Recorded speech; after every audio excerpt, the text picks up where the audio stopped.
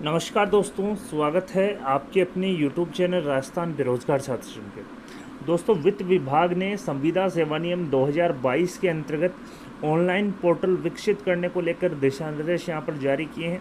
और ये जो दिशा निर्देश हैं वो आप देख सकते हैं। करीब मैं बता दूँ, यहाँ पर आप देख सकते हैं जैसा कि इस करीब 11 अगस्त 2022 के माध्यम से जारी किए हैं। अब मैं बता दूं, संविदा कर्मचारियों के लिए ऑनलाइन पोर्टल विकसित किया जाएगा और उन्हीं ऑनलाइन पोर्टल को लेकर ये जो डायरेक्शन है वो जारी किए हैं। आप देख सकते हैं डीओपी कार्मिक विभाग की अधिसूचना दिनांक 11 जनवरी 2022 के अनुसार संविदा सेवा नियम 2022 जारी किए गए थे। साथ ही विभागों द्वारा अधीन संचालित विभिन्न योजना परियोजनाओं में कार्यरत संविदा पर जो कार्मिक है उक्त नियमों के अंतर्गत लाए जाने, उनका पारिश्रमिक निर्धारित करने तथा नवीन पदनाम रखे जाने की विभाग की सहमति निम्नानुसार प्रदान की गई है।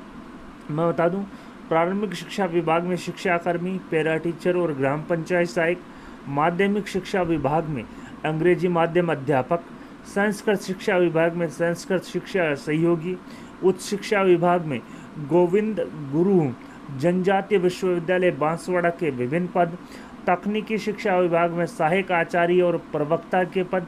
इसी प्रकार से ग्रामीण विकास एवं पंचायती राज विभाग में राजीविका के अंतर्गत विभिन्न पद, पंचायती राज विभाग में स्वच्छ भारत मिशन ग्रामीण फेज सेकंड के पद, वाटरशेड डेवलपमेंट प्रधानमंत्री कृषि सिंचाई योजना के पद, वाटरशेड डेवलपमेंट राजीव गांधी जल संचय योजना के पद, मनरेगा के अंतर्गत विभिन्न पद, साथ ही मनरेगा के अंतर्गत machine with man computer operator के पद। इसी प्रकार से अल्पसंख्यक मामलात विभाग के मदरसा, पैरा टीचर, चिकित्सा एवं स्वास्थ्य विभाग और चिकित्सा शिक्षा के अंतर्गत एनएचएम, राज्य स्वास्थ्य एवं परिवार कल्याण संस्थान, Rajasthan state health insurance agency, चिकित्सा शिक्षा विभाग के अंतर्गत विभिन्न संविदा पद।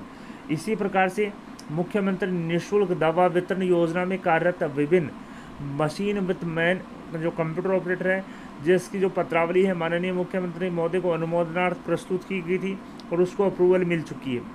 इसी प्रकार से शांति और अहिंसा विभाग में गांधी दर्शन विशेषज्ञ एवं अन्य पद और गांधी दर्शन म्यूजियम के पद, करीब 10 जो डिपार्टमेंट्स के पद हैं इनको शामिल किया गया है संविदा सेवा नियम 2022 में।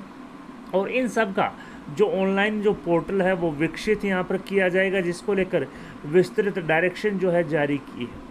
अब इन्होंने कहा कि संविदा सेवा नियम 2022 के अंतर्गत लाई जाने की वित्त विभाग द्वारा प्रदत्त की गई सहमति के क्रम में अनुरोध है कि कृपया आपके विभाग के अधीन कार्यरत ऐसे संविदा कार्मिकों का पूर्ण विवरण अपडेट किए जाने हेतु निम्नांकित दिशा निर्देशों की पालना सुनिश्चित की जाए एवं ऑनलाइन पोर्टल विकसित किए जाने हेतु DOIT को उनके द्वारा चाही गई सूचना उपलब्ध करवाने की व्यवस्था कराएं।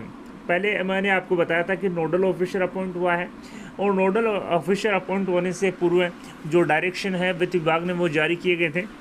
इन्होंने कहा है कि संविदा सेवा नियम 2022 के अंतर्गत भर्ती और अनुबंध पर विद्यमान कार्मिकों को नियमित करने के लिए प्रत्येक विभाग और स्वायत्तशासित संस्थान हेतु एक ऑनलाइन पोर्टल निर्मित और विकसित किया जाएगा। यानी कि जो संविदा सेवा नियम 2022 में जो कर्मचारी जो संविदा पे नियुक्त हैं, विद्यमान संविदा कर्मचारी, उनसे संबंधित एक ऑनलाइन पोर्टल विकसित किया जाएगा और इस पोर्टल को DOIT द्वारा निर्मित और विकसित किया जाएगा।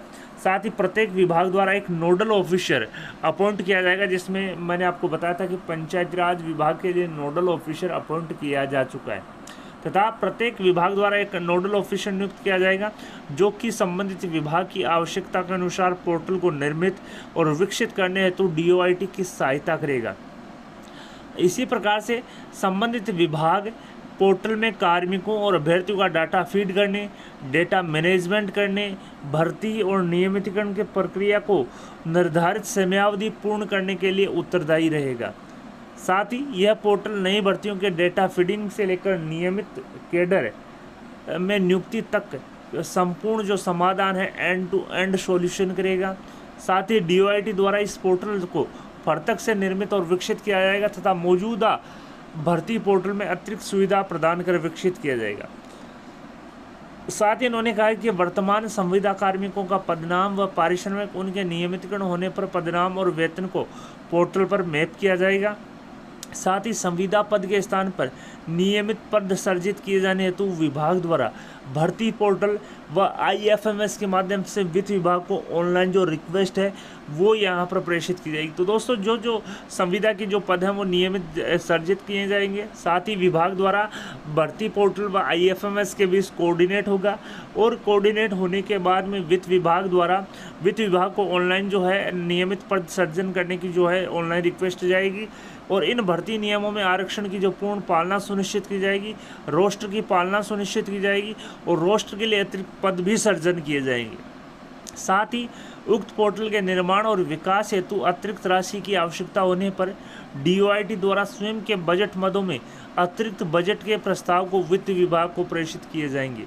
साथ ही जो उपरोक्त दिशा निर्देशों की पालना हेतु आपके विभाग के किसी अधिकारी को नोडल ऑफिसर नियुक्त कर DOIT तथा इस विभाग को सूचित करें। आप देख सकते हैं सुरेश कुमार वर्मा जो है संयुक्त शासन सचिव, उनके साइनों से लेटर यहाँ पर जारी किया गया। तो मैं बता दूं, अब यहाँ पर जो वित्त विभाग ने करीब 10 डिपार्टमेंट्स को लेकर जो डायरेक्शन है ऑनलाइन पोर्टल विकसित करने को लेकर वो यहाँ पर जारी कर दिए हैं। अब अलग अलग डिपार्टमेंट एक एक अधिकारी को नोडल ऑफिसर के रूप में अपॉइंट करेंगे। नोडल ऑफिसर जो है संविदा से संबंधित जो पदों का सर्जन कराएगा, संविदा पर किस कार्मिक को कितने रुपए का मानदेय दिया जाता है, संपूर्ण जो अपडेटेड सूचना है DOIT को उपलब्ध कराएगा और DOIT द्वारा वो एक ऑनलाइन जो पोर्टल है वो विकसित करते हुए उसमें संबंधित जो सूचनाएं हैं वो अपडेट की जाएगी।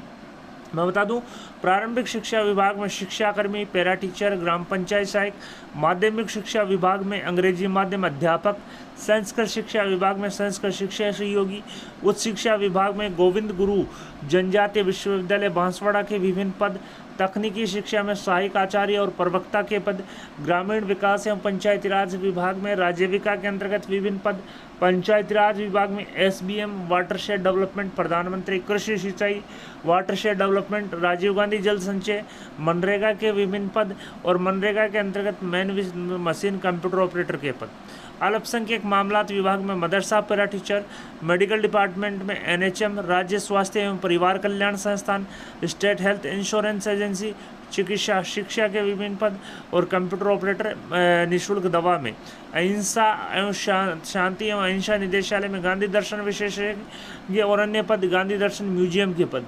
यहाँ पर ये इन पदों को शामिल किया जाएगा और एक ऑनलाइन जो पोर्टल है वो विकसित किया जाएगा। ऑनलाइन पोर्टल हेतु एक नोडल ऑफिसर अपॉइंट होगा जो यहाँ पर जो संबंधित जो सूचना है DOIT को उपलब्ध करवाएगा और DOIT के जो संबंधित जो कार्मिक है अभ्यर्थियों का डेटा फीड करेंगे, डेटा को मैनेजमेंट करेंगे। भर्ती नियमितीकरण प्रक्रिया को समयावधि में पूर्ण करने के लिए नोडल ऑफिसर उत्तरदायी रहेगा। नई भर्तियों के लिए डेटा फीडिंग से लेकर नियमित कैडर में नियुक्ति होने तक संपूर्ण जो समाधान है वो किया जाएगा। DOIT द्वारा जो पोर्टल है प्रत्यक्ष रूप से विकसित और निर्मित किया जाएगा और यहाँ पर वर्तमान संविदा कार्मिकों का पदनाम, पारिश्रमिक और उनके नियमितीकरण होने पर पदनाम और वेतनमान पोर्टल पर मैप किया जाएगा। IFMS से इसको लिंक किया जाएगा।